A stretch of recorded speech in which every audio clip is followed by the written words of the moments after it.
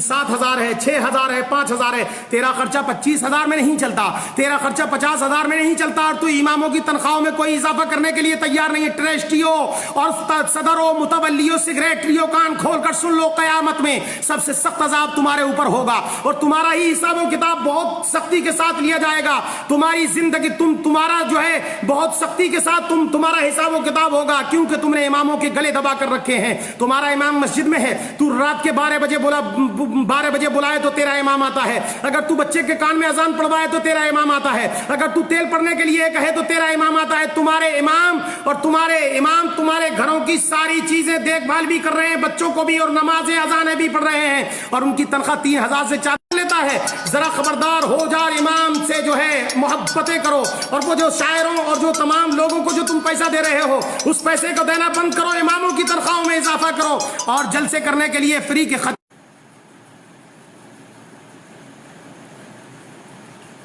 خطیبوں کو پیسہ دینے سے بہتر یہ ہے کہ اپنے اماموں کی تنخواہوں میں اضافہ کر دو, تاکہ قیامت میں تم سے حساب و کتاب. یہ وارث نبی ہیں, وارث نبی, انہوں نے نبی کے مصلے کو سنبھال رکھا ہے. یہ مصلے جو ہے نبی کے مصلے پر بیٹھے ہوئے ہیں, انہوں نے مسجدوں کو سنبھال رکھا ہے, دین کے کام کو کر رکھا ہے. اگر یہ حافظ قرآن اور یہ تمہاری مسجدوں کے امام نہ ہوتے تو تیری مسجد میں اذان کون پڑھتا, تیری مسجد میں لائٹیں کون جلاتا, تیری مسجد میں جو ہے روشنی کون کرتا, یہ سارے کام و کاج کون کرتا؟ مجھے ذرا بتا, تیرا جنازہ کون پڑھاتا, تیرے بچے کو بسم اللہ خانی کون کراتا, اور یہ تیری فاتحہ خانی کون کرتا, تیرے لیے قرآن کون پڑھتا؟ ذرا بتا, اندازہ لگا اور سوچ. اماموں کا گلا گھونٹنے سے بہتر یہ ہے سائیکل امام خرید لے تو تم کفے افسوس ہاتھ ملتے ہو, اور جو پوری دنیا کے لوگوں تم ایئر کنڈیشن میں رہتے ہو تو امام بیچارہ کچھ نہیں کہتا. تم جو ہے تمام بڑے بڑے کمرے اور کوٹھیاں اور بنگلے خریدتے ہو, تم سے امام کچھ نہیں کہتا, اور مگر تم جب کوئی امام چھوٹی سی جھگی اور جھونپڑی خرید لیتا ہے تو فجیدہ کرنا شروع کر دیتے ہو.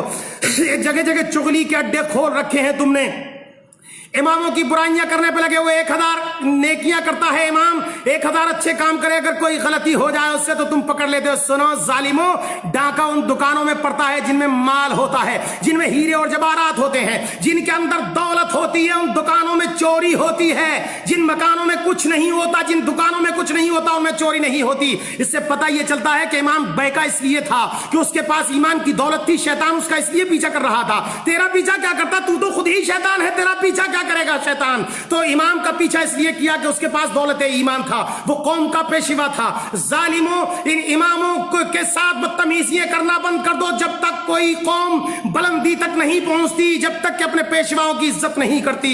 تم نے دنیا کی, تیری 25,000 تنخواہ ہو تو تیری پور نہیں پڑتی, 50,000 ہے مولانا پھر بھی کمی رہ جاتی ہے. تیرے بہترین کپڑے اور تمام کے تمام انتظام و انسلام دیکھ کر امام نے کبھی آہ نہیں کری. مگر سن, امام اتر لگا لے تو تجھے پریشانی ہوتی ہے, امام اچھا کپڑا پہن لے تو تجھے پریشانی ہوتی ہے, امام شیروانی سلوا لے تو تجھے پریشان ہوتی ہے, امام سائیکل پر چلا جائے تو تجھے پریشان ہوتی ہے, تو فلائٹوں میں گھومے, امام سائیکل پر گھومتا ہے. ظالموں, تو تمہیں تکلیف ہو جاتی ہے. اپنے اماموں کے پیچھے نہ پڑو. قیامت میں جب مصطفیٰ پیارے پوچھیں گے کہ میں نے اپنی ملکیت اور میراث کا ان کو پیشوا بنا کر کے تمہارے بیچ میں بھیجا تھا, جنہوں نے تمہارے بچوں کو قرآن پڑھایا, جنہوں نے تمہارے لیے قرآن خوانی پڑھی, جنہوں نے تمہارے لیے جو تلاوت کلام اللہ کیا, جنہوں نے تمہارے بزرگوں کے لیے ایصال ثواب کیا, جس نے تیرا 40واں 10واں پڑھا, جس نے تیری فاتحہ خوانی کری, ان اماموں کے تم ہاتھ دھو کر پیچھے پڑ گئے تھے. سن لو ٹرسٹیوں, ظالموں, سن لو تمام کمیٹیوں کے لوگوں, سن لو, تمہاری زندگی میں انقلاب پیدا نہیں ہو سکتا.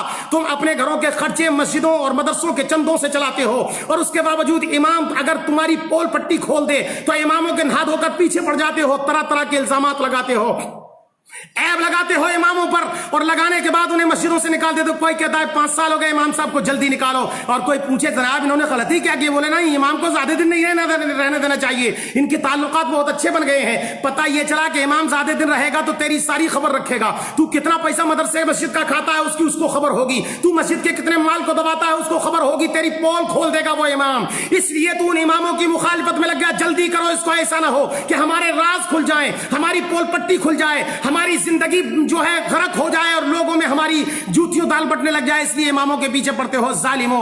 اماموں کی تنخواہ بڑھاؤ، بڑے بڑے خطیب آتے ہیں، شعراء آتے ہیں، بڑے بڑے 25-25 ہزار لے کر جاتے ہیں اور تم ایک ایک رات میں دے دیتے ہو۔ امام کی 3500 روپے تنخواہ، امام کی 3000 روپے تنخواہ، کبھی تو نے سوچا اور امام سے پوچھا کہ تمہارا 2500 میں خرچہ کیسے چلتا ہے، تمہارا جو ہے 3000 میں خرچہ کیسے چلتا ہے، تم اتنے بڑے کام کو کیسے کرتے ہو؟ تو نے کبھی نہیں پوچھا، امام سے آ کر ایک مرتبہ بھی نہیں پوچھتا کہ تیرے بچوں کو کپڑے بنے کہ نہیں بنے ہیں، تیرے بچے کی بیماری کے لیے کوئی علاج کا انتظام و انسرام ہے کہ نہیں ہے۔ امام بخار میں پڑا رہے کمرے میں، ایک بھی مقتدی آ کر نہیں دیکھتا، ایک بھی جو ہے مدرس پڑا رہے اسے آ کر کے نہیں دیکھتا۔ ظالموں، تم پر لازم ہے کہ تم اپنے اماموں کی خبر کرو، اور یہ تم پر کورونا وائرس کا جو عذاب آیا ہوا ہے سن لو، یہ صرف اور صرف تمہاری بدتمیزیوں اور اپنے پیشواؤں کی جو کے اوپر جو ہے ظلم و ستم کرنے کی وجہ سے آ رہا ہے۔